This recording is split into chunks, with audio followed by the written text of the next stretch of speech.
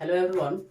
और आज हम बात करते हैं एक व्याकरण का छोटा सा टॉपिक जिसका नाम है संज्ञा।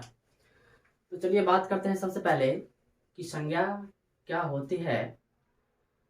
मीन्स संज्ञा का इट मीन्स किसी का भी नाम, व्यक्ति हो, वस्तु हो, स्थान, भाव, किसी के भी नाम का बोध कराने वाले शब्द ही संज्ञा कहलाता है। इस संसार में जितनी सारी वस्तुएं हैं सभी के कुछ ना कुछ तो नाम है। यानी संसार में जितने भी वस्तु हैं हर वस्तु संज्ञा है, क्योंकि सभी वस्तु का कुछ ना कुछ नाम है, कुछ ना कुछ गुण है, इसलिए सभी वस्तु संज्ञा है। अब हम बात करते हैं इसकी परिभाषा। किसी वस्तु, व्यक्ति, स्थान या भाव के बोध कराने वाले शब्दों को संज्ञा कहते हैं। यह संज्ञा मुख्य रूप से 3 प्रकार के होते हैं।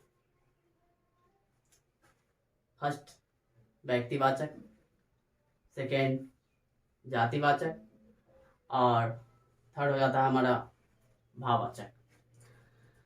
अब इसमें आ जाता है पहला कि व्यक्तिवाचक संज्ञा क्या है, किसे कहते हैं। तो इसका सिंपल सा परिभाषा है किसी खास व्यक्ति, वस्तु, स्थान का बोध कराने वाले शब्दों को व्यक्तिवाचक संज्ञा कहते हैं।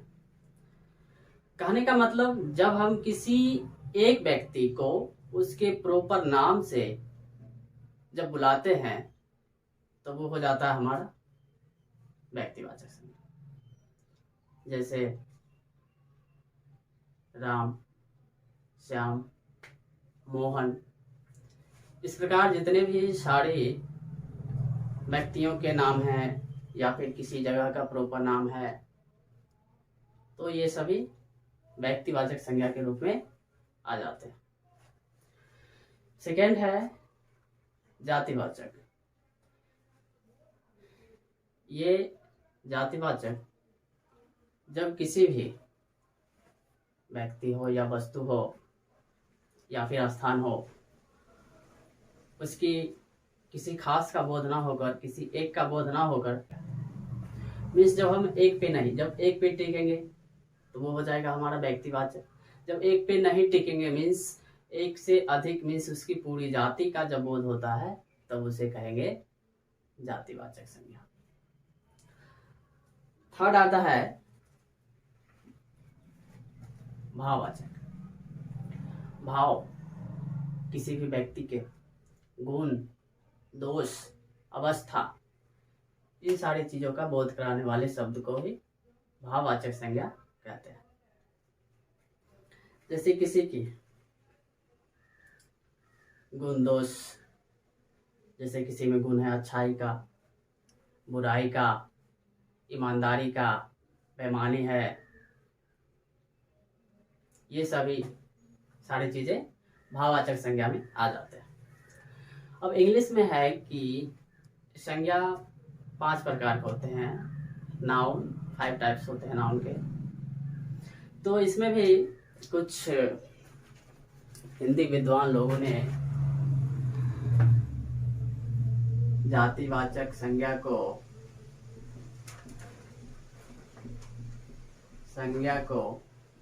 2 भागों में बांट दिया है। एक हमारा आता है द्रव्यवाचक, सेकेंड आता है समूहवाचक। अब ये द्रव्यवाचक, एक होता है द्रव, इसमें आ जाता है जैसे पानी हुआ, पानी, दूध, ये सभी द्रव हो जाएगा। लेकिन ये है द्रव्य, इस मटेरियल, पदार्थ, इसमें आ जाता है जैसे सोना, चांदी, इत्यादि बहुत सारी चीज़ें हैं जो द्रव्यवाचक के रूप में आते हैं। और सेकेंड आ जाता है हमारा समूह। जब किसी वस्तु या फिर व्यक्ति, स्थान कि उसके समूह का बोध जब कराता है तो ये भाववाचक समूहवाचक संज्ञा कहलाता है। जैसे देख लेते हैं मेला हुआ, यहाँ बहुत सारे लोगों का भीड़ होती है, बहुत सारे लोगों की समूह होती है। सैनिक हुआ, इसमें बहुत सारे, क्योंकि सैनिक जब भी आते हैं तो पूरे फौज के साथ, तो ये हो जाएगा हमारा समूहवाचक संज्ञा। इस प्रकार हम देखेंगे इन सारी संज्ञा का भेद हमने बता दिया।